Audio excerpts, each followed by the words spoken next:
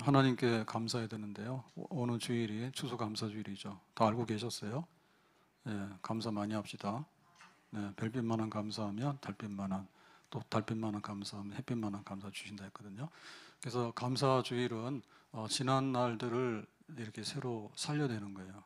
그래서 우리가 그냥 모르고 지나고 바쁘게 지나가고 또 그냥 막 이렇게 잘못 지낸 게 있는데 감사주의를 맞이해서 돌아보니 그런 일이 감사한 일이었구나. 그거를 새삼 깨닫게 되는 거죠. 그래서 이제 잃었던 거, 버렸던 거를 되찾는 시간들이에요.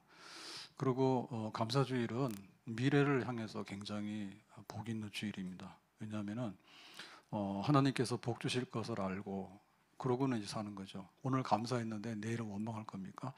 그러니까 오늘 감사하게 되면 내일은 더 감사하자. 그럼 하나님께서 더 감사한 일들로 우리 복 주실 것이다 해서 사실은 우리가 지난날 받은 거를 감사하는 동시에 앞으로 받을 거를 믿고 감사하는 거예요. 아멘. 그래서 감사가 없으면 앞으로 감사할 일이 없는 거예요. 근데 감사하는데 작은 걸 감사하더라도 하나님께서 풍성한 감사를 우리에게 10배, 100배로 채워 주실 줄로 믿습니다. 그래서 이 감사절은 우리의 그 삶을 이렇게 뒤집어 엎어가지고 그 원망과 불평 혹은 또 이렇게 시달리고 딱딱하고 또 무의미했고 또 지쳤고 이런 거를 이렇게 활력 있게 해가지고 새로 살려내는 시간들입니다. 그래서 온 교회가 크게 감사하게 되면 우리의 미래가 하나님의 감사로 채워지는 그런 은혜의 날들이 펼쳐지게 될 줄로 믿습니다. 자, 그래서 이제 감사를 하려고 그러면은 뭐 우리가 이렇게 해서 커피 한 잔 마시고 밥 먹고 그다음에 또 뭐 옷 하나 사고 이런 식으로 감사하면은 굉장히 단편적인 감사가 되겠죠. 그러면 이거는 뭐 낙엽 하나거든요. 그래서 낙엽 하나만 떨어지는 거 주웠다 해가지고 다 되는 건 아니잖아요. 그래서 이제 감사를 성경으로 돌아가서 어떻게 하느냐 하면 시편 136편 전부 다가 감사의 시예요. 그래서 1절부터 마지막 26절까지 그래서 주일까지 보려고 하는데요. 오늘은 이제 거의 끝말에 왔거든요. 그래서 여기 있는 감사를 보면 그 우리가 감사함이 이렇게 올라와서 그다음에 감사함이 한강을 이루어서 그다음에 이제 감사함이 정말 온 세상에 채워지게 되는. 그래서 진짜 감사가 뭔가 그냥 내가 밥 한 그릇 얻어 먹어서 감사하지 그런 식으로 했다가는 일회용입니다. 그러니까 감사라는 것이 일회용이 될 수가 없어요. 뿌리 깊은 그리고 내 삶의 전부 다가 하나님께 감사할 일이다라고 하는 것을 우리가 고백을 하게 되는 겁니다. 첫 번째 감사는 하나님께 감사 그랬거든요. 그럼 하나님 그러면은 막 감사하는 게 생겨야 되는 거예요. 그러려면 어떻게 돼요? 하나님 그분 자체가 고맙고 또 존경스러운 분이어야 되겠죠. 그게 바로 하나님의 성품입니다. 그래서 하나님 그러면 생각나는 게 있잖아요. 어머니 그러면 생각나는 게 있잖아요.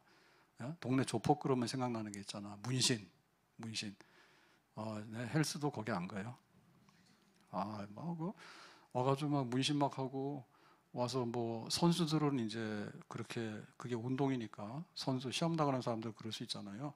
근데 일반인들이 뭐하러 그렇게 합니까? 제가 볼 때 그건 아닌 것 같아요. 그러니까 그 우리가 이렇게 생각할 때 어머니 그러면은 생각나는 게 있잖아요. 내 고향 그러면 생각나는 게 있잖아요. 번쩍번쩍하는 거는 뭐 서울의 강남이 번쩍번쩍하겠지, 홍대 거리가. 근데 그래도 내가 딱 생각날 때 편하고 마음에 좋은 거는 고향. 막상 가보면 좀 그런데 마음에는 항상 그런 게 있잖아요. 그래서 하나님 그럴 때 하나님은 선하시고 하나님은 인자하시고 하나님 사랑이 많으시고 그러니까 하나님은 아주 신들 중에 뛰어난 분이고 그러니까 하나님 그분 그럴 때 이미 마음이 열려서 고맙다 감사하다 이렇게 하나님 그분 생각이 나는 겁니다. 두 번째는 하나님이 하신 일이에요. 하나님이 하신 일이 시시한 일이 아닌 거예요. 그래서 하나님은 태초에 천지를 창조하시니라 하늘과 땅 어마어마하죠. 예, 우리는 정말 지어놓은 집 하나를 내 걸로 얻기가 어려워요. 그래서 평생도록 돈 벌어봐요. 내 집이 잘 안 생겨요. 그것도 다 은행에 대출 받아가지고 은행 거예요. 그러니까 이게 하나님이 하신 일이 어마어마한데 그러니까는 이 천지 만물을 지으시고 그 중에 하나님께서 작품으로 만든 게 인간이잖아요. 형상대로 만든 인간. 그래서 하나님이 나를 이 땅에 살게 하는. 그러니까 사람들을 이렇게 쳐다보면은 하나님의 작품이래. 그러니까는 이 하늘과 땅을 볼 때, 오늘 첫눈이 내렸습니다. 예, 첫눈이 내렸습니다. 예, 못 보신 분도 있습니다. 근데 저는 운전하고 오다가 첫눈을 봤습니다. 많이 내렸습니다. 꽤. 그러면은 우리가 볼 때, 야, 하나님 만든 이 세계가 그러네라고 할 때 하나님께 감사, 찬송 이렇게 나오겠죠. 아멘. 예. 그 다음에 이제 하나님의 구원입니다. 애굽에서 종살이 할 때 노예된 백성들이 뭐가 그렇게 감사하겠어요. 그러니까 하나님이 우리를 해방시켜주고 자유 주니까 감사하죠. 그래서 해방시켜 주실 때 애굽의 바로왕을 굴복 항복시키잖아요. 말 안 듣죠. 그러니까 재앙을 내리는데 버팁니다. 가라 그랬다가 취소, 가라 그랬다가 취소. 그러다 마지막에 10번째 진짜 가라. 왜 그랬어요? 장자가 죽었어요. 예, 바로왕의 큰아들이 죽었습니다. 근데 알고 봤더니 애굽 전역의 모든 집집마다 장자들이 다 죽었는데 사람만 죽은 게 아니라 짐승들도 다 죽어버렸어. 초태생들은. 그래서 이거는 안 된다. 가라 해서 애굽에서 나왔죠. 홍해바다를 건너는데 홍해바다 육지가 돼서 건너가죠. 그 바다에 물기둥이 서 있는데 이제 육지를 건너가요. 그러니까는 하나님의 구원.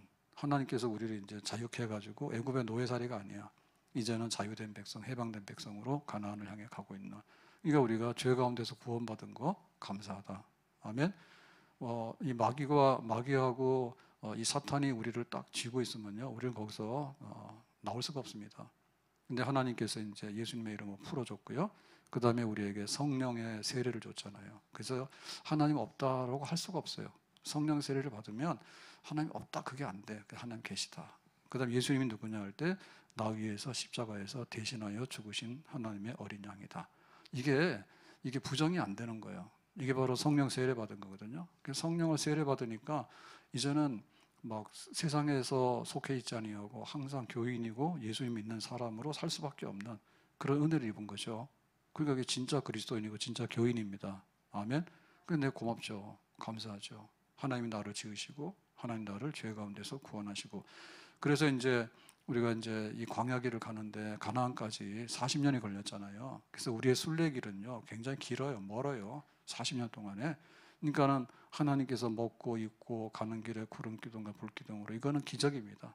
그러니까 하나님의 특별한 보호 속에서 우리가 이 광야를 통과하고 있는 거예요.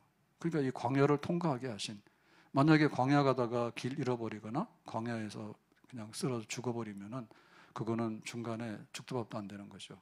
차라리 애굽에서 노예살이 하면 살긴 하는데 광야 나와서 고생 죽잖아. 그래서 이제 광야를 통과하게 하시는 데라. 통과는 뭐냐면 이렇게 결승점에 도달해서 딱 나오게 하는 거죠. 그 하나님께서 끌어내시는데 먹을 거 없냐? 만나. 마실 거 없냐? 반석의 생수. 그 다음에 길이 험하냐? 구름기둥. 그 다음 불기둥. 이렇게. 그것만 아니죠. 이스라엘 백성들은 뭐 했어요? 항상 불순종하고 거역했잖아요. 그래서 마음에 안 들면 애굽 하나님 너무하신다. 이게 원망하잖아. 그때마다 하나님께서 꽉 쳐버리면 다 죽잖아요. 그러니까 하나님이 치다가도 안 치죠. 왜냐하면 얘네들 구원해서 데리고 나왔다가 다 죽었다 그러면은 예, 하나님 별 볼 일 없네. 하나님이 구원한다더니 봐라 광야 다 죽었잖아. 그 결국에 뭐야? 하나님 형편없다. 이렇게 돼서 하나님의 영광이 가려져요. 그러니까 하나님께서 참으시는 거예요. 그리고 아브라함에게 한 약속이 있잖아요. 너희들을 애굽으로 해방해서 이제 가나안으로 데리고 가겠다라고 하니까 하나님께서 불순종과 거역을 일삼지만 그래도 그냥 이렇게 다시 일으켜가지고 인도해서 가는 거. 그래서 한 번에 광야를 싹 통과했다. 40년에 얼마나 많은 사람들이 얼마나 많은 사건이 있었을까요? 근데 한마디로 통과. 그냥 합격 그러면 되는 거예요.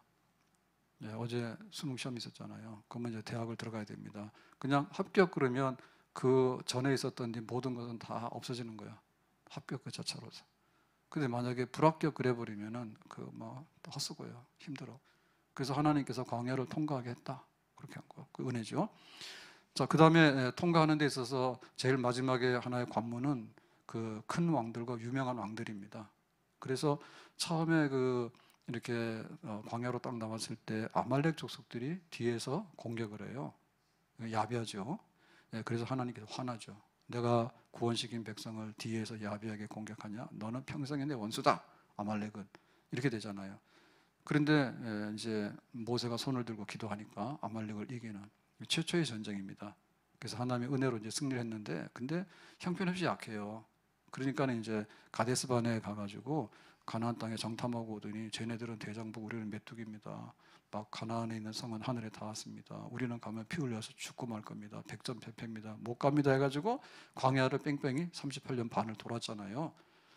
그러니까는 이게 이겨야지 들어가거든요. 가나안 땅은 이미 7 족속들이 살고 있는 철기 문화를 가지고서 도시 국가가 형성된 그런 굉장히 좀 비옥한 땅이에요. 이 사막에 비하면. 그러니까는 여기 지금 모세가 인도한 이스라엘 백성들이 거기를 그냥 들어갈 수가 없죠. 그래서 이제 38년 반을 뺑뺑이 돌다가 훈련 많이 받았어요. 그러니까 요단강이 있으면 요단강 동편으로 가서 거기에 이제 아모리 왕 시온을 치고 그 다음에 바사나 옥을 쳐요. 예, 그러니까는 요단강 동쪽에 있는 유력한 그 시온 왕과 옥이라고 하는 왕을 쳐서 이기거든요. 그러니까는 이게 큰 일이죠. 네, 지금까지는 막 겁내서 못 싸운다 해가지고 광야를 38년 동안 뺑뺑이 돌았다니까요. 근데 이제 용감하게 싸우는 거야, 훈련돼가지고. 그 모세는 죽지만은 요단강을 건너가죠. 그래서 이제 가나안의 그 7 족속들인데 좀 더 구체적으로 보면 31의 왕들을 쳐서 이깁니다. 31의 왕들을 쳐서 이겨요. 31명의 왕들을 쳐서 이기는데 그 정복 전쟁이 7년이 걸려요. 근데 거기서 다 이겨. 여리고성도 이기고. 자기가 실패한 거는 아간이 물건을 전리품을 훔쳐가지고 아이성에서 좀 실패한 거 이거 빼놓고는 다 이겨버려요. 그러니까는 이 가나안 땅을 들어가는 거는 그냥 자동으로 들어가는 게 아니에요. 그래서 우리도 천국에 들어가려면은 우리가 환난과 수고를 많이 겪어야 된다. 근데 바울이 말한 것처럼 나의 달걀을 다 가고 선한 싸움을 싸워야 돼. 아멘. 싸워야 되는 거예요. 근데 싸워서 지면은 이게 망하는 거예요. 근데 하나님께서 우리를 붙드시기 때문에 우리가 이기도록 하시기 때문에 하나님께 감사합니다. 네. 요단강 동편의 왕들도 이기고 요단강 서편에 있는 왕들도 이기고 그래가지고는 다 차지하게 되는 우리에게 승리케 하신 하나님. 우리도 보면은 영적 전쟁을 많이 하죠. 근데 우리가 영적 전쟁에 졌으면 어떻게 될까요? 졌으면은 죽었거나 포로 잡혔겠지.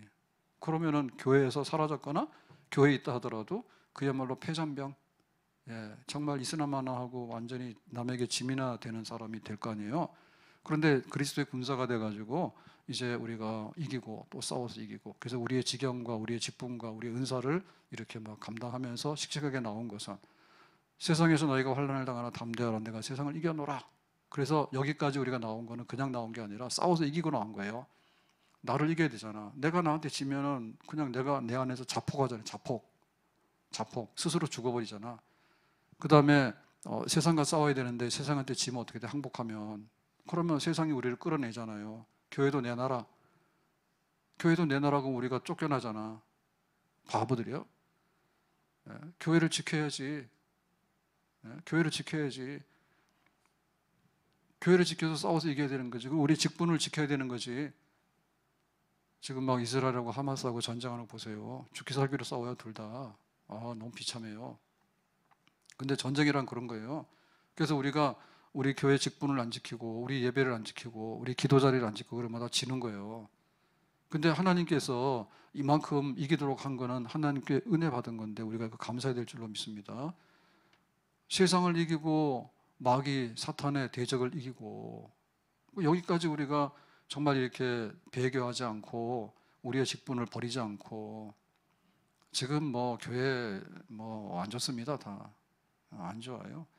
그때가 좋았던 것 같아요. 70년대, 80년대 막 경제 부흥하면서 교회들이 막 부흥해가지고 막 여의도로 모여라. 막 여의도에서 모이는데 지금은 그런 거 하지도 않고 오라고 해도 안 갑니다. 교회도 안 오는데 무슨 여의도로 갑니까? 예? 교회도 안 오는데. 그러니까 우리가 얼마나 지금 전투력이 떨어진지 알죠. 교회도 보면 헌금해야 돼요. 헌금합시다. 우리 IMF 때도 교회 헌금이 떨어지지 않았고요. 코로나 때도 떨어지지 않았어요. 코로나 때는 지출이 없어가지고 그리고 오늘 다시 확인했는데 그때 막 이렇게 은행에 이자가 너무 싸가지고 돈 벌었어. 나가는 게 지출이 쩔어가지고. 그런데 지금 막 그 이자들이 올라가서 야단이지 않습니까? 교회도 그런 거 다 우리가 받고 사는 거거든요. 그러니까 우리 허리줄을 마야 되는데 헌금을 안 해. 그럼 뭐냐? 우리가 헌신하는 데 있어서 패배한 거지 뭐요? 교회 헌금이 줄 수가 있는가? 교회 봉사자들이 줄어? 교사가 안 해? 찬양대 안 해? 교회도 잘 안 나와?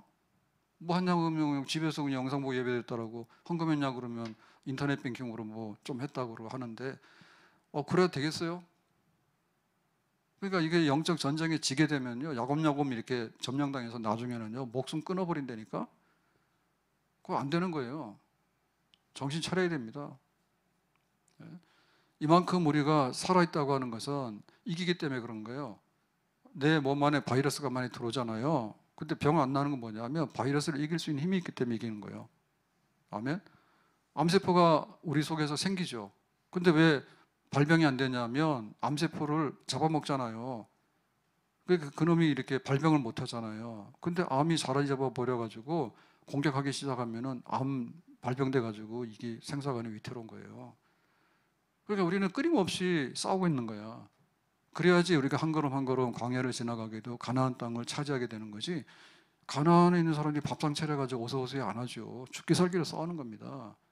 우리가 더 강해야 되는 거예요. 그래서 여기까지 이렇게 직분을 지키면서 교회를 지키면서 그래도 내가 헌금하고 봉사하면서 이렇게 살아온 것은, 그리고 눈에 보이는 교회를 그때 우리 막 영상 예배 이런 거 막 할 때 나와서 막 사이비 가짜들이 인터뷰해가지고요, 뭐 교회를 꼭 가야지 이게 믿음이냐 그러는데 정말 웃기는 개소리입니다. 예? 그런 데서 사이비입니다. 교회를 가야만 되냐면 안 갈 수도 있죠. 그런데 교회 안 가면 누가 교회를 지켜? 교회를 누가 지키냐고. 가상적인? 하나님이 가상적으로 존재하시면은 우리 하나님은 별로 필요가 없죠. 가상적으로 존재하면, 실존적으로 존재하는 거지. 내가 잠 안 오면 하나님 오늘 잠자게 해주세요. 오늘 밥 먹을 게 없으면 밥 먹고 주세요라고 하는 거지. 그러면 가상세계에 있는 그런 하나님이냐? 그렇지 않지. 그래가지고 우리가 혼동하는 거 많거든요. 참 이게 드라마 같은 것도 잘 못 보면은 혼동을 많이 해요. 그래서 그 뭐죠? 돌싱인가? 돌아온 싱글에서 이렇게 나와서 소개해서 뭐 교제하고 하는 거 있잖아요. 나 그거 처음에 못 모르고 봐가지고요. 홀딱 했다니까요. 야, 참 감동적이다. 뭐 한 번 잘못돼도 인생 다시 살면서 이제 그랬더니 나중에 봤더니 그 연애 프로그램이더라고. 예? 그 나중에 뒤에 보니까는 막 그거를 이용해 가지고 막 돈 벌게 하고 자기 이름 내게 하고 그런 거잖아요. 그러니까 요즘에는 연예인이랑 비연의 경계성이 별로 없어요. 그러니까 그런데 막 나가는 거예요. 이렇게 봤더니 뭐 이렇게 해놓고는 나중 가서 돌아서서 보니까는 막 뻥 터지고 막, 그래서 아유 너무 한 서너 번 보니까 좀 이상하다 싶더라고요. 나중에 알고 보니까 그런 게 아니더라고요. 그래서 저는 절대 그런 거 안 봐요. 아무튼간에 우리가 교회를 이렇게 섬기면서 그것이 바로 우리의 선한 싸움입니다. 물러서면 안 됩니다. 아멘. 결혼도 막 가상 결혼 그래가지고 나는 그 가상 결혼해서 부부하는 거 있잖아요. 그래서 나는 저 진짜 사귀나 나 이런 줄 알았어 처음에. 참 바보요. 예? 그렇지가 않잖아요. 자, 그 다음에 이제 오늘 마지막으로 정리를 쭉 해보니까 23절에 이겁니다. 우리를 비천한 가운데서도 기억해 주신 이에게 감사하라. 그 인자하심이 영원함이로다. 그러니까 비천한 가운데서 기억했다라고 하는 말인데, 이거를 이제 쭉 이렇게 그 역사를 하나님 주시는 그 은혜에 대해서 감사할 거를 한마디로 한번 요약해봐라라고 하니까 비천한 데서 기억해서 건져냈다 겁니다. 비천함이 뭐냐? 출신이 비천한 거예요. 그러면은 지금 이 이스라엘 백성들의 믿음의 조상은 이제 아브라함이잖아요. 그럼 아브라함의 그 출신이 비천한 겁니다. 신명기 26장 5절에 보면 내 하나님 여호와 앞에 아뢰기를 내 조상은 방랑하는 아람 사람으로서 애굽에 내려가 거기에서 소수로 거류하였더니 거기에는 크고 강하고 번성한 민족이 되었는데, 거기에서 그러니까는 이제 아브라함이 갈대아 우르에서 이제 살다가, 물론 갈대아 우르는 잘 사는 동네죠. 근데 하나님께서 가라 하니까 이제 정처 없이 하란을 가서 하란에서 이제 가나안으로 이렇게 이동을 하거든요. 그럴 때 방랑하는 아람 사람이었다고. 그러니까는 참 이렇게 보따리 하나 들고서 가라니까 간 거예요. 시작은 굉장히 미미하고 비천하죠. 만약에 뭐 갈대우르에서 왕이고 잘 살았으면 뭐하러 왔으며 하나님께서 뭐하러 불러냈겠어요. 그러니까 뭐 아브라함이 우상 섬기는 그런 형상을 만드는 아버지의 집안의 그 아들이었다, 우상 장수의 아들이었다라고 하니까 먹고 살 수 있는지 모르지만 굉장히 영적으로 보면은 아주 비천한 그런 가운데 있는데, 너 가라 해서 이제 떠났죠. 그냥 보따리 하나 들고 이렇게 떠난 겁니다. 그래서 이제 하란을 거쳐가지고 가나안에 가서, 그다음에 이제 가나안에서 이제 기근이 들고 하니까 요셉 때 이제 애굽으로 내려가잖아요. 애굽에 내려가서 한 400년을 이렇게 살게 되니까 애굽에 거류했는데 고산 땅에 거류했잖아요. 그럴 때 그 소수민족이에요. 애굽 땅의 소수민족입니다. 그래서 히브리인들은 그 목축을 하게 되는데 쟤네들 더러워 이렇게 했던. 그렇지만 요셉의 후광이 있었기 때문에 이렇게 살았잖아요. 그래서 애굽에서 이제 살다가 많이 번성해가지고 모세 때 이제 출애굽을 해서 노예살이 하다가 이제 해방돼서 오잖아요. 그러니까 생각해 보세요 한번. 무슨 족보가 있어요? 아니면은 뭐 큰 민족이 있어요? 아니면 큰 어떤 뿌리가 있어요? 없어요. 그냥 갈대아 우르에서 하란으로, 가나안으로, 애굽으로. 그래서 이제 해방돼 가지고 다시 광야에서 40년 뺑뺑이 하다가 기성세대는 다 죽고 뒤에 세대들이 여호수 인도에서 가나안 땅에 들어가서 이렇게 세워진 백성들 그 나라거든요. 한마디로 뭐냐면 비천한 데서 건져내 가지고 나중에 이제 다윗의 왕국이 돼서 좀 번영하고 이렇게 됐잖아요. 그러니까 출신이 비천한 거예요. 심히도 미약한 그런 거였어요. 그래서 하나님께서 처음에 아브라함을 부를 때 이제 갈대아우르에서 너를 떠나라. 창세기 12장 1절에 너는 고향과 친척과 아버지의 집을 떠나 내가 내게 보여줄 땅으로 가라 해죠. 그 빈손으로 갔잖아요. 아무것도 없이 하나님 말씀만 믿고 그랬습니다. 자, 그래서 이제 아브라함의 아들 이삭인데 이삭이 결혼할 때 누구냐? 리브가랑이에요. 그 리브가랑 하는데 여기 가나안에 있는 사람들은 다 영적으로 그러니까 그러면 저쪽에 하란에 있는 그 사람에게 가라 해가지고 이제 그 리브가하고 극적으로 결혼하게 되잖아요. 그러니까 아브라함의 자부 이 리브가도 보면은 그 아람 땅이라거든요. 거기를. 그 다음에 야곱이지, 아브라함, 이삭, 야곱이잖아요. 야곱이 형에서 무서워서 도망가잖아요. 거기가 이제 하란, 바단, 아람 이렇게 얘기하잖아요. 하란. 그래서 야곱도 거기서 한 20년을 살았잖아요. 그래서 외갓집에 도망가서 피신했던 데가 아람이에요. 거기가 아람 땅, 하란, 바단, 아람이에요. 거기서 20년 살면서 이제 레아, 라헬 이렇게 결혼해가지고 12자녀를 거느리고 가나안 땅으로 다시 오지 않아요? 그러니까 그 야곱도 거기서 한 20년을 살았고 야곱의 어머니인 그 이삭의 부인인 리브가는 거기 출신이고 아브라함도 그 하란을 거쳐서 아람을 거쳐서 이 가나안 땅에 들어오게 됐고 이렇게 되죠. 그래서 정말 이렇게 방황하는 아람 사람이었다 조상들이. 그런데 이제 그 방황하는 조상들의 씨앗이 이제 나중에 야곱의 자손들이 이스라엘이 돼서 지금 이렇게 됐다. 이제 비천한 사람이었다 한마디 출신이 그럽니다. 근데 비천한 가운데서 하나님께서 얼마나 이렇게 뻥튀기 하는가 하면은 모세 때 60만 명이 출애굽을 했어요. 근데 애굽에 들어갈 때 인구가 뭐냐? 70명이야. 70명인 거야. 야곱의 식구들이 다 합쳐보니까 70명이 들어갔는데 거기서 이제 쭉 살다가 모세 때 나올 때 세보니까 남자 20세 이상만 60만, 전체로 보면 한 200만이 된다고 그죠? 비천한 데서 이렇게 200만 되는 민족으로 이렇게 번성시킨 거죠. 그러니까는 우리가 자손대대에 번성한다라고 했을 때 그 조상은 아람 사람이었다. 아람 지역에 근거가 된 사람이었는데 유리방랑하는 그런 유목민이었는데 민족을 잃었으니까 얼마나 비천한 데서 하나님께서 많은 것을 복을 주신 겁니까? 자, 그래서 다시 한번 보면요. 23절에 비천한 가운데서도 기억해 주신 이에게 감사하라 했죠. 여기 기억했다는 얘기는 뭔가 하면 언약을 이제 지켰다 얘기입니다. 약속을 지켰다. 그 약속의 뿌리는 뭐냐? 아브라함인 거예요. 아브라함 갈대우르를 떠나 그러면 큰 민족을 이루고 이름이 창대케 될 거야. 그렇게 해줄게 라고 했거든요. 근데 이게 400년 전의 약속인 거예요. 그런데 하나님께서는 이걸 잊어버리지 않았어. 그래서 야곱의 식구가 70명이 내려갔는데 애굽에서 400만이 됐고 그 다음에 애굽에서 막 나올 때도 그냥 종살이하고 있을 때 하나님하고는 사실 별 문제가 없는 거예요. 하나님께서 뭐가 아쉬워서 애굽에서 막 노예살이하는 백성들에게 가가지고 막 모세를 보내가지고 막 바로왕 항복시키고 그런 걸 왜 하겠습니까? 하나님이 그거 한 이유가 있습니다. 그게 뭔가 하면 이 기억하사 아브라함에게 한 언약을 약속을 내가 이행할 때가 돼서 이행하기 위해서 그랬다. 기억했다는 얘기는 약속대로 비천한 데서 건져냈다. 그 얘기입니다. 그래서 출애굽기 2장 23절에 보면 여러 후에 애굽 왕은 죽었고 바로 왕은 죽었는데요. 모세의 라이벌이요.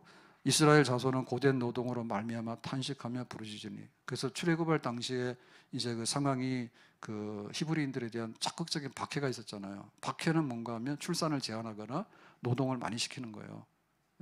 그러니까 노동을 많이 시키니까 탄식하여 부르짖어 너무 힘들다 고된 노동으로. 그래서 하나님 우리다가 이러다가 일하다가 뼈 부러져 죽겠어요. 강제 노동을 돈도 안 주면서 너무 가혹하게 시키거든요. 이거 막 이렇게 착취하기 위해서. 그러니까는 막 정신이 뻗쩍 나는 거예요. 우리가 옛날에 그 요셉의 후광을 입을 때는 잘 살았는데 그건 옛날 얘기고, 지금은 바로왕의 정권이 교체된 다음에 세월이 많이 흘러가지고 지금 우리가 이렇게 학대받고 착취당하는 백성이 됐는데 정말 허리가 휘어지네. 그러니까 우리가 애굽 사람이 아니지. 그리고 애굽 땅은 우리 땅이 아니지. 고센 땅이 굉장히 목축하기 좋은 땅이거든요. 비옥한 땅이거든요. 여기가 아닌 것 같아. 그러니까 정신이 뻗쩍 나서 뭐지? 우리 조상은 아브라함인데 하나님께서 아브라함에게 언약하셨지. 그러니까 하나님 그것 좀 기억해가지고 약속을 이제는 이행해서 우리를 좀 가나안으로 데려다 주세요. 애굽에서 힘들어서 못 살겠어요. 그랬죠. 부르짖는 거죠. 그랬더니 24절에 하나님이 그들의 고통 소리를 들으시고, 기도 소리입니다. 신음 소리죠. 하나님이 아브라함과 이삭과 야곱에게 세운 그 언약을 기억하사. 이게 바로 이제 기억했단 말입니다. 앞에 있는 말이 뭐냐면 그 언약은 뭐냐? 아브라함에게 한 언약. 400년이 됐지만 하나님은 모른다 하거나 잊어버리지 않는 거예요. 그래서 이제 모세를 보내가지고 출애굽 해가지고 구원하고 광야길을 통과하게 하고, 그 다음에 대적들을 이기게 하고, 그래서 이제 이 가나안 땅에 들어와서 나라를 세우고, 그 다음에 농사도 짓고, 그 다음에 막 풍요롭게 젖과 꿀이 흐르는 것을 누리고 살게 되니 하나님께 감사할 게 많은데, 착 돌아보면 비천한 데서 시작했는데 이렇게 왕성하고 이렇게 정말 복이 넘치는 백성이 되었구나. 비천한 데서 우리를 건지신 하나님 앞에 우리가 감사해야 될 줄로 믿습니다. 그래서 우리 추수감사절 이렇게 하면은 우리가 비천했다, 빈손으로 이 땅에 태어났다, 비천했다, 옛날에 참 어려웠지. 그래서 우리가 6.25를 생각하려고 하면요, 주먹밥, 예? 그런 거 생각하면 지금 얼마나 잘 먹고 잘 사는지 알게 되죠. 옛날에 명절 그러면은 그 양말도 참 선물 받기가 어렵습니다. 신발은 더 하고요. 그래가지고는 막 형 누나가 있으면은 동생들은 물려받는 거예요. 그거라도 있으면 고맙게 생각해야 되지. 지금은 명품 내놓으라고 야단입니다. 근데 옛날에 그런 거 없었어. 명절이 되면은 그냥 뭐 옷 하나 하면 형님이 입던 옷은 동생한테 주고 형은 새 옷 입고, 뭐 그런 시절로 우리가 비천하게 살았었어요. 자, 그러면 우리가 영적인 면에서 볼 때 우리가 얼마나 비천했는가, 그걸 다시 한번 보면요, 에베소 2장 1절에 허물과 죄로 죽었던 너희를 살리셨도다. 하나님, 예수 그리스도 하나님의 아들 예수님께서 우리가 허물과 죄로 죽었어. 그러니까 우리가 얼마나 비천했는가 하면 우리는 죽은 자다 생각해야 돼. 예. 근데 참 인간은 풀의 꽃과 같다 했잖아요. 근데 보면은 비천한 것 같아요. 예, 젊을 때는 다 나름대로 이쁘잖아요.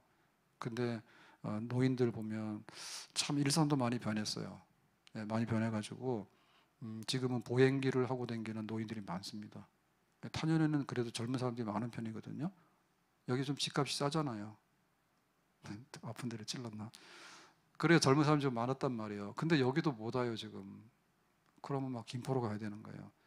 그래서 저쪽에 신도시 쪽에가 원래 시작이었으니까요. 근데 거기도 몇십 년 지나다 보니까 나이들이 많이 들어가지고 노인 천국이 됐다니까요. 젊은 사람 없어요. 유치원 거의 다 문 닫았어요. 그래서 노인들이 이제 힘이 붙이니까 보행기를 하고 다니죠. 보행기. 보행하는데 도와주는 거 있잖아요. 유모차 말고 보행기라고 있어요. 그거 모르면 아직도 젊은 사람이에요. 탄년도 있어요. 그래서 요즘에는 노인들이 보행기 해가지고 이렇게 나와서 잘 못 걸으니까 그렇게 하더라고. 근데 우리가 볼 때 얼마나 비천한가 하면 그 정도 괜찮잖아요. 근데 완전히 골다공증 많이 오면요, 허리 거의 90도로 꺾어집니다. 예? 그러니까 미리미리 좀 하세요. 미리미리 좀 하시라고. 약 드시라고. 약을 안 먹으면 골다공증 못 고쳐요. 미련 두면 안 됩니다. 완전 꺾어지기 전에. 근데 뭐 머리카락이라도 남아있나요? 그 다음에 기억은 남아있나요?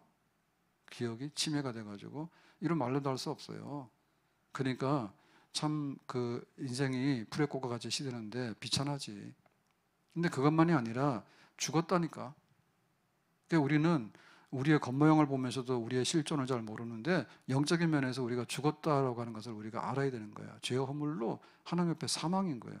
왜 그러냐면 2절에 너희는 그 가운데서 행하여 우리의 삶이요 이 세상 풍조를 따르고 공중의 권세 잡은 자를 따랐으니. 세상이 풍조, 세상의 그거를 따라가지. 그 다음에 권세 잡은 자는 영적인 면에서 사탄, 마귀가 공중의 권세 잡은 영적 세력들인데 거기 따라가는 거예요. 불순종의 아들들 가운데서 역사하는 영이라. 불순종, 하나님께 불순종을 거역하는 마귀 사탄에 휘둘리는 거야. 뭐 교회 가라 그러면 뭐 안 듣고, 교회 가지 마 그러면 좋아라 하고, 뭐 그런 겁니다. 그러니까 이게 사탄이 하는 일에 휘둘려 가지고, 그러니까 이거는 뭐냐면 죄와 허물로 사망인 거예요. 사망. 그냥 적당하게 뭐 이렇게 한 게 아니라 완전히 죽은 자다, 영적으로. 3절. 전에는 우리도 다 그 가운데서 우리 육체 육심을 따라 지내며 육체와 마음이 원하는 것을 하여 다른 이들과 같이 본질상 진노의 자녀였더니. 그래서 우리의 육체의 어떤 거에 따라서 다 지배를 받는 거예요. 그러니까 성령의 소욕이 아니라 육체의 소욕이야. 육신적인 소욕. 그래서 본질상 진노의 자녀였다고. 그러니까 하나님께서 쟤네들을 어떻게 할까라고 할 때 뭐 하나 이쁜 게 하나도 없어. 완전히 육체적인 성향이 있기 때문에 하나님의 어떤 거룩함과 하나님의 어떤 그 영광스러운 면들을 잘 드러내지 못해요. 그러니까 하는 게 마귀 짓 하는 거야. 그 다음에 세상에 반영된 게 세상의 풍조인데, 세상의 풍조가 뭐 거세지요. 근데 보면은 홍수시대 때도 하나님 다 물로 다 심판하셨고, 또 소돔성은 불로 심판하셨잖아요. 이게 세상의 풍조잖아요. 뭐 먹고 마시고 그 다음에 놀아보자 뭐 그런 거 아니에요. 지금은 더 하죠. 아주 첨단이잖아요. 얼마나 뭐 먹고 놀고 하는데 세련된지 모릅니다. 근데 영적인 면에서 보면요, 굉장히 어둡고 둔합니다. 성경 안 읽어요. 기도 별로 안 해요. 묵상을 많이 해야 되는데 안 하는 거예요. 그냥 듣고 뭐 하는 데마다 세상적인 막 들어가서 마귀시키는 단. 자, 그래서 진노의 자녀로서 죽었단 말입니다. 그런데 4절에 긍휼이 풍성하신 하나님이 우리를 사랑하신 그 큰 사랑을 인하여, 그 큰 사랑이 뭐냐? 십자가 예수님 사랑인데, 이 사랑은 어떻게 말로 다 할 수가 없다니까요.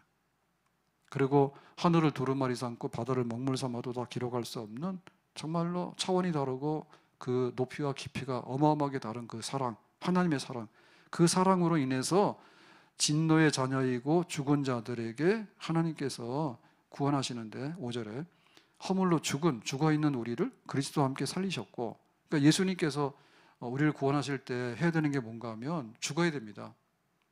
죄의 삭은 사망이거든요. 예수님이 안 죽으면 우리의 구원이 안 이루어지는 거예요. 왜? 우리가 죽을 자이기 때문에. 그러니까 예수님이 죽었다가 다시 3일 만에 살아나셨잖아요. 그러니까 예수님을 믿으면 죽었다가 살아나는 효력을 우리가 얻게 되는 거예요. 그러니까 하나님께서 이거를 은혜로 주신 거라. 하나님께서 선물로 주신 거라. 뭐요? 믿음. 예수님과 내가 하나다. 내 죄를 위해 죽으셨고 예수님은 의로우시니까 살아났는데, 나도 믿으면 의롭다 함을 주신다. 그래서 내가 살아난다. 이제 이렇게 해서 우리가 은혜로 이제 죽은 자가 살아나는 구원을 받게 된 거죠. 그러니까 이런 것들이 비천한 거죠. 우리를 비천한 데서 건져내셨다. 근데 저기 갈대우르에서 우상장소의 아들로 살다가 하나님 불러가지고 하란 가서 거기서 살다가 이제 가나안으로 가서 그냥 혼자 몸으로 이렇게, 아들도 없었어요. 그러고 와가지고 여기 가나안에 정착을 하는데 잘 안 되니까 야곱 때는 애굽에 가가지고, 그 다음에 거기서 400년을 지내다 보니까 노예살이가 돼가지고 이렇게 가나안으로 와가지고 이렇게 돌아가는, 얼마나 시작이 미약하고 비천하냐고. 그런데 하나님께서 거룩하고 영광스러운 백성들로 가나안 땅에 살게 하는, 정말 세계 선교를 할 수 있는 그런 복 있는 그런 거룩한 존귀한 백성으로 하나님 삼으셨잖아요. 그러니까 하나님께서 주신 은혜가 얼마나 고맙고 감사하냐.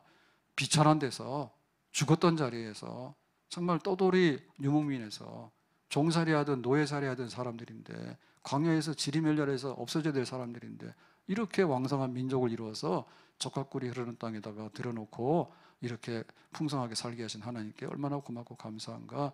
나 같은 죄인 살리신 주 은혜 놀라워, 잃었던 생명 찾았고 광명을 얻었네.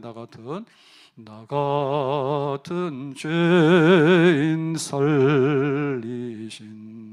주 은혜 놀라워, 잃었던 생명 찾았고 광명을 얻었네. 집 나간 둘째가 얼마나 잘난 척하고 아버지 살아있지만 재산 내놓으라고. 그거 아버지 죽이는 거 똑같거든요. 완전히 아버지 그냥 깨부시고 무시하고 말이요. 돈 내놔라 가지고 뜯어가지고 나가서 호랑방탕해서 다 먹어버렸어요. 그래가지고 남의 집에서 종살이 하는데 기근이 드니까 뭐 줄 것도 없죠. 그래서 들에서 나는 그 쥐염열매라고요. 야생 콩인데 그것도 먹을 수가 없는 거예요. 기근이 드니까. 그 죽게 생겼으니까 이제 아버지 앞에 돌아오잖아요. 아버지 집에. 그때는 아버지가 참 놀랍게도 송아지를 잡아가지고 아버지 부자예요. 그래서 잔치를 해주잖아. 그러니까 돌아와서 보니까 뭐예요? 와, 정말 비천하게 허랑방탕했던 나에게 아버지가 왜 이렇게 잘해줄까? 그런 거죠. 그래서 우리가 추수감사절에 감사하는 것은 일용할 양식 주시고 추수를 했는데요. 이 앞에 있는 모든 것에 대해서 배경이 있어야 되는 거예요. 배경이. 밥 한 그릇 얻어먹고 감사하면은 밥값 내면 되지 얼마나 더 감사합니까? 밥 먹은 만큼은 감사하면 되지. 근데 그거는 마지막에 겉으로 드러나는 우리가 밥 먹고 살아야 되기 때문에 주신 거라니까요. 그러니까 그 안에 있는 것이 얼마나 큰 것인가에 대해서 한마디로 말해서 비천하고 비참하고 죽었던 자리에서 나를 살리신 하나님. 그런데 일용할 양식도 주시고 먹을 것도 풍족하게 농사에서 거두게 하신 하나님. 그 하나님께 감사를 드리는 겁니다. 군대 귀신 들린 사람이 있잖아요. 근데 귀신이 들어갔는데 너무나 센 게 들어갔어요. 그래서 군대, 그 로마 군단이라 그러면 엄청나게 세거든요. 그 정도로 강력한 이 귀신이 들어갔는데 그러다 보니까 동네에서 살지 못하고 이제 무덤 있는 데로 왔어. 그래서 막 이렇게 자꾸 막 난폭하게 하니까 사람들이 이제 새 고랑으로 묶었단 말이에요. 쇠사슬로. 예, 그러고 있는 거예요. 그런데도 발작을 하게 되면 쇠사슬을 끊어버리고 무덤 사이에서 고함을 지르고 울부짖고 자해하고 막 그래. 그러니까 이게 살았지만은 사람이 아니지. 군대 귀신 들어갔으니까 군대 귀신이잖아요. 그야말로 막 만신창이가 되고 얼마나 비참합니까 사람이.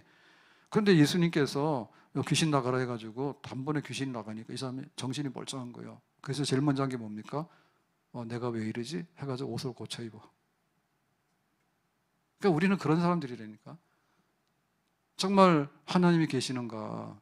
그 다음에 내가 어떻게 살아야 될 것인가? 그 다음에 내 인생의 목적이 뭐 가는 길은 뭔가 이런 거에 대해서 똑발라야 되는데 공부는 잘하고 돈은 많은데요. 이게 안 돼요. 이게 안 되는 거예요. 그러니까 자기가 얼마나 벌거벗은 임금님인지 몰라. 자기의 이 비천함을 모른다니까요. 돈만 많았지.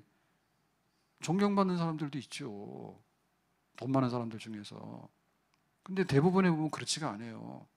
그러니까는 자기의 그 비천함에 대해서 알아야 되는데 알지 못하고 내가 귀신에 휘둘려가지고 그냥 막 자해하고 막 고함 지르고 무덤가에서 그냥 그러고 인사불성에 대해서 헤매고 다니는 그런 사람이었구나. 그거를 알아야 되는데 우리가 맨정신으로 와가지고 하나님께 예배드리는 사람은요 정말 정신이 온전한 사람입니다.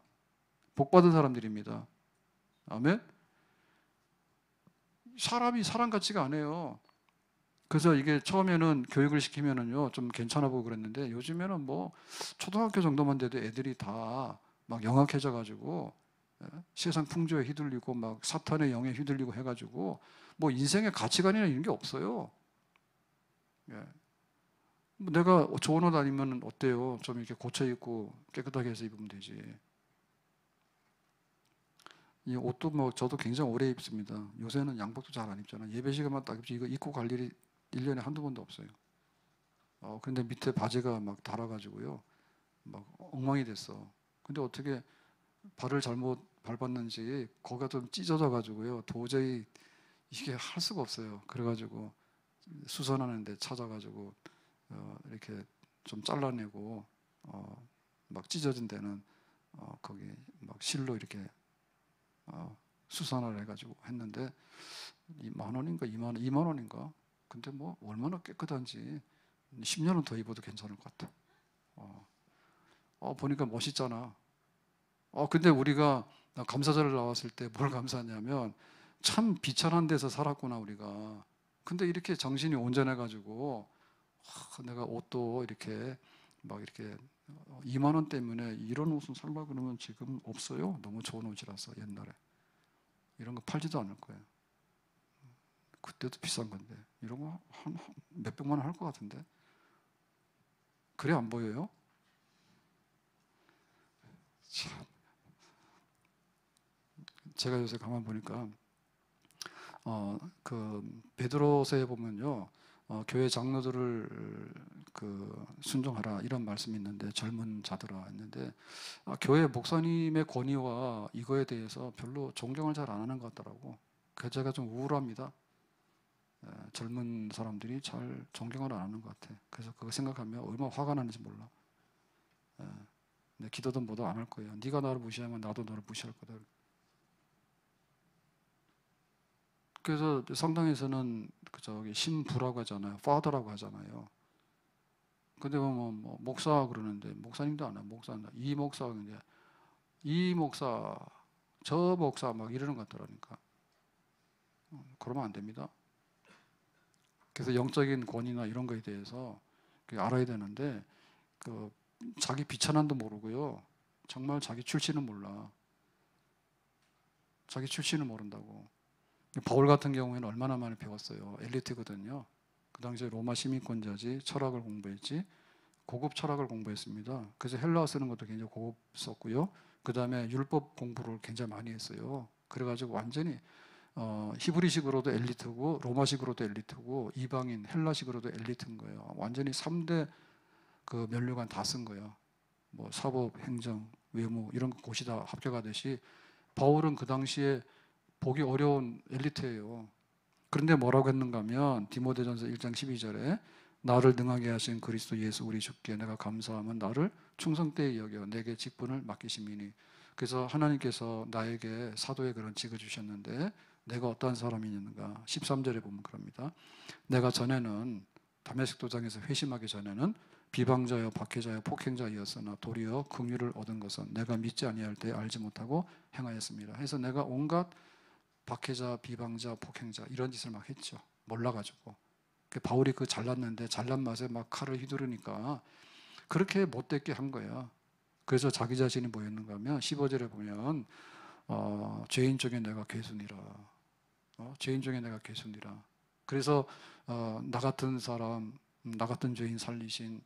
바울이 그것 때문에 평생에 헌신을 많이 한 겁니다. 고맙고 감사한 마음이 있으니까 헌신할 거 아니에요. 근데 고맙고 감사한 게 뭐냐? 밥 한 그릇 얻어먹어가지고는요, 밥 한 그릇값만 하면 되는 거예요. 별로 할 거 없어요. 내가 집 한 채 얻었잖아요. 집 한 채 값만 하면 되는 거예요. 뭐 몇 년 동안 안 먹고 벌면은 집 한 채 하지 않을까요? 바울이 그만큼 하면 되잖아. 근데 왜 평생에 그렇게 했습니까? 마지막에 순교까지 왜 했습니까? 뿌리 깊은 비천함, 뿌리 깊은 그 죄에 노예돼 가지고 하나님께 대적하고 교회를 아주 박살내는 이런 거, 그런 거 했다 그죠? 그런 거 했다 그죠? 거기서 건져낸 거지. 그러니까 그런 구원함에 대한 감사, 이것이 추수감사하고 연결이 되어 있는 겁니다. 이렇게 영적으로 내가 비천한 데서 이렇게 살았는데 하나님께서 이렇게 은혜로 나를 이렇게 세워주셨다라고 하는 것을 밥상 앞에 앉아서 볼 때, 이게 먹어서 감사다 이런 겁니다. 그 군대 가면 훈련소에서도 밥 먹으라 그러면 감사해 먹겠습니다 이런 거 할걸요, 군인들도. 예? 그러니까 우리랑 건 다른 게 뭔 거예요? 우리가 일용할 양식을 얻었어요. 그런데 하늘에 계신 우리 아버지여 이름이 거룩히 여김 받으시오며 나라의 임하옵시며, 그게 있기 때문에 일용할 양식과 연결이 돼서 우리가 감사하는 겁니다. 그러니까 이렇게 엎으면 추수감사고, 이렇게 엎으면 구원받은 건 감사한 거예요. 이렇게 엎으면 추수감사고, 이렇게 엎으면은 정말 광야길을 통과하게 하신 하나님께 감사하게 되는 거예요. 그래서 이거는 하나의 묶음입니다. 하나의 묶음입니다. 내가 가서 돈 주고 물건 하나만 딱 사온 감사절이 아닌 거예요. 전부 다 하나님 앞에 고맙고 감사함으로 내가 주님께 살아왔습니다 라고 고백을 하게 되는 거죠. 그래서 우리가 볼 때 로마서로 다시 돌아가 보면은 참 하나님께서 비천한 데서 그 건져주신 것에 대해서 어떻게 노래하는가 하면 8장 35절에 누가 우리를 그리스도의 사랑에서 끊으리요? 환난이나 공고나 박해나 기근이나 적신이나 위험이나 칼이다. 여기에 등등, 이게 그리스도의 사랑을 무효화시키는, 예수님이 날 사랑한다 했는데 환난이 닥치면 예수님께서 나 몰라 책임 못 져, 그렇게 안 한다는 얘기죠. 그 다음에 예수님 날 사랑한다 했는데 기근이 왔어, 내가 좀 물질적으로 어려워졌어, 혹은 내 건강에 위기가 왔어, 혹은 위험한 사건이 벌어졌어, 이렇게 될 때 그리스도의 사랑이 끊는다. 부부간에 많이 끊어지죠. 앞으로는 부부간에 평생에 흠없이 잘 살면은 아주 기특한 사람이요? 끊어져요. 이유가 뭐냐? 뭐 등등 이유가 있어요. 부모 자식 간에도 끊어져요. 옛날에는 막 죽은 부모 그 제사 지내는데 막 탈성하는데 몇 년씩 하잖아요. 그런 거 싸우잖아요. 1년짜리냐 3년짜리 이런 거 싸우잖아요. 근데 지금 뭡니까? 없어요. 부모를 뭘 사랑합니까?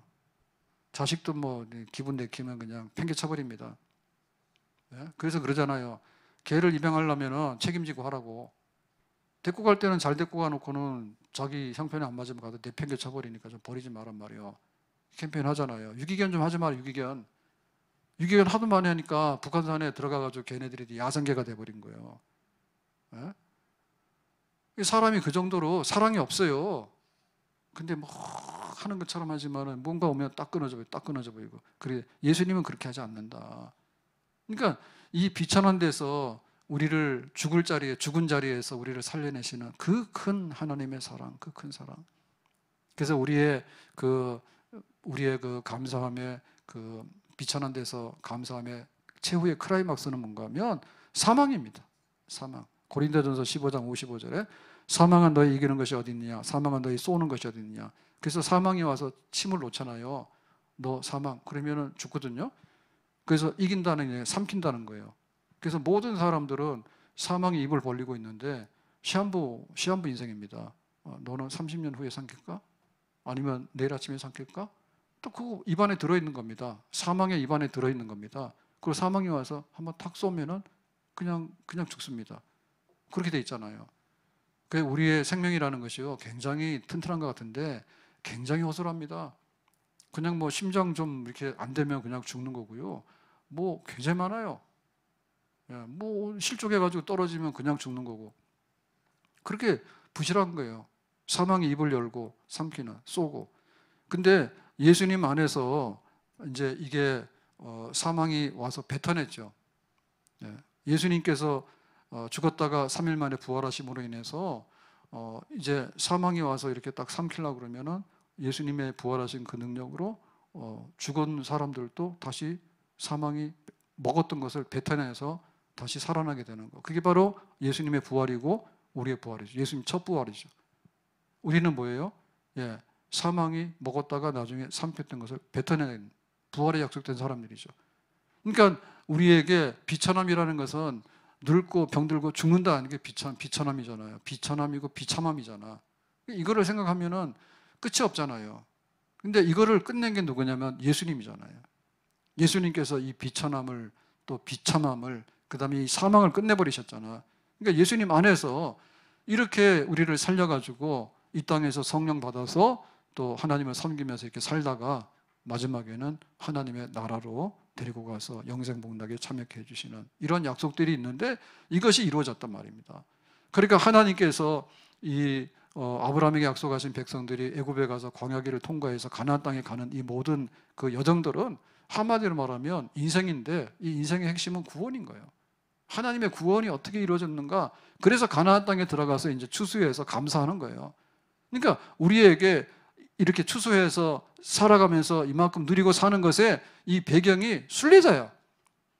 순례자에게 있어서 마지막은 뭐냐면 이 비천함에서, 이 죽음에서, 그 다음에 이 사망에서 정말 우리를 보존해가지고 하나님이 살리심으로 인해서 여기 젖과 꿀이 흐르는 땅.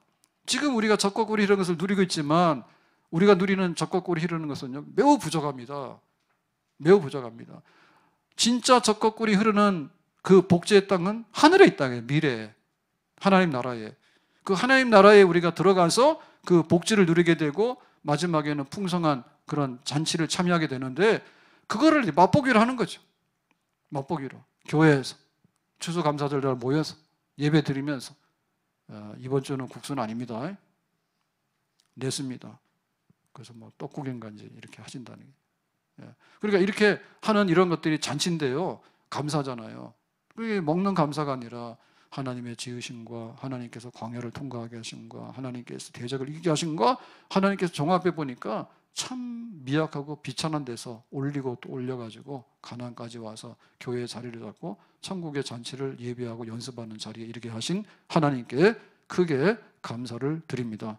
그 마지막에 천국의 잔치에 우리가 들어가서 진짜 젖과 꿀이 흐르는 땅, 눈물도 전쟁도 이별도 아픔도 슬픔도 탄식도 배고픔도 없는 그런 복지의 땅에 들어가서 누리게 될 영원한 영광이 있으니까 그것을 미리 바라보면서 하나님 앞에 감사합니다. 이번 감사절에 지난 날들을 다시 회복하는 역사와 함께 우리 미래에 하나님의 축복을 또 맛보는 그런 우리 영혼이 잘 될 수 있는 그런 감사절이 될 수 있기를 예수님의 이름으로 축복합니다. 기도합니다. 오늘 주신 말씀과 같이 하나님 앞에 감사할 때 우리가 출발이 비천했고 밑바닥이 없고 저기 아람에서 이렇게 방황하던 사람들이 이렇게 이스라엘 민족으로 젖과 꿀 흐르는 땅에 올라온 것처럼 우리가 이방인으로서 세상의 진노의 자식으로서 세상 풍조 따라 살다가 예수 믿게 되어서 그 은혜로 인해서 우리가 이만큼 사람 되고 또 교회 안에서 하나님 나라를 맛보며 살게 된 그 은혜 감사합니다. 이번 감사절에 풍성한 감사가 있기 원하고 감사 후에 감사, 은혜 후에 은혜 후에 은혜, 충만 후에 충만으로 나갈 수 있는 그런 축복의 잔치가 될 수 있기를 원합니다. 예수님의 이름으로 기도합나이다. 아멘.